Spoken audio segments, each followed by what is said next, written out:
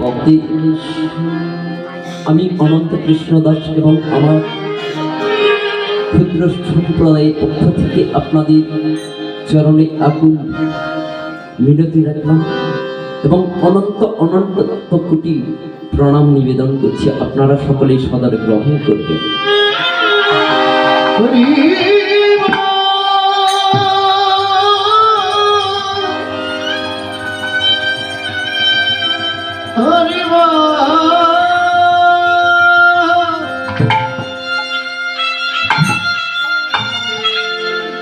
ভগবান শ্রীকৃষ্ণ শাস্ত্রে বলেছেন কি,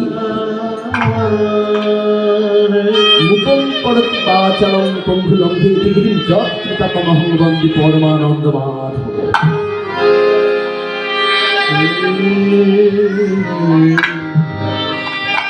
একজন বোবাও কথা বলতে পারে, একজন খোলা লোক চলতে পারে।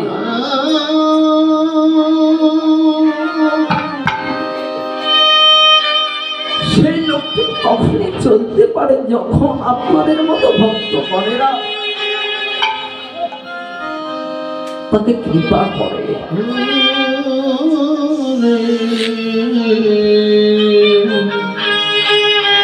কারণ ভগবান বলেছে,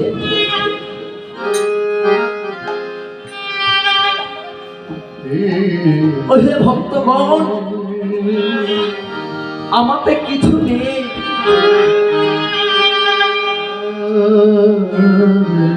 আমি তো কেবল না মাত্র ভগবান।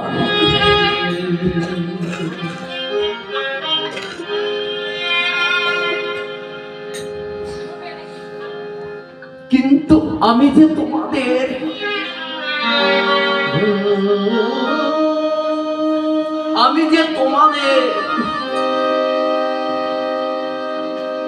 তাই তোমরা যদি কেউ আমাকে লাভ করতে চাও তাহলে প্রথমে আমাকে ভজনা করো না। কাকে ভজনা করবে? আপনাদের মতো ভক্তগণকে ভজনা করতে, আপনাদের মতো ভক্তের চরণে যেতে বললেন, আপনাদের মতো ভক্তের সঙ্গ করতে বললেন।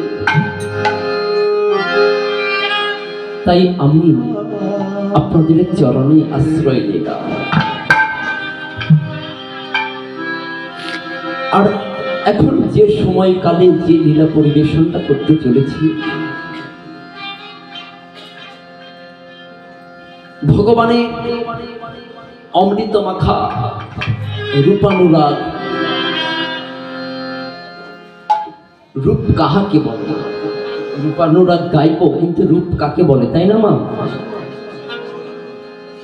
একটা মানুষকে দেখতে কিরকম, কতটা সুন্দর কিবা কুৎসিত,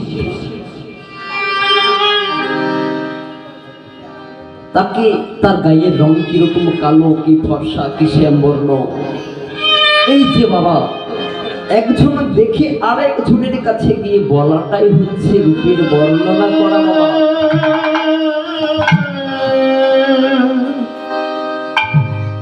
তো আমি এই রূপ লীলা আপনাদেরকে পরিবেশন বা আস্বাদন কালে আমার পদ আভর দেখাই।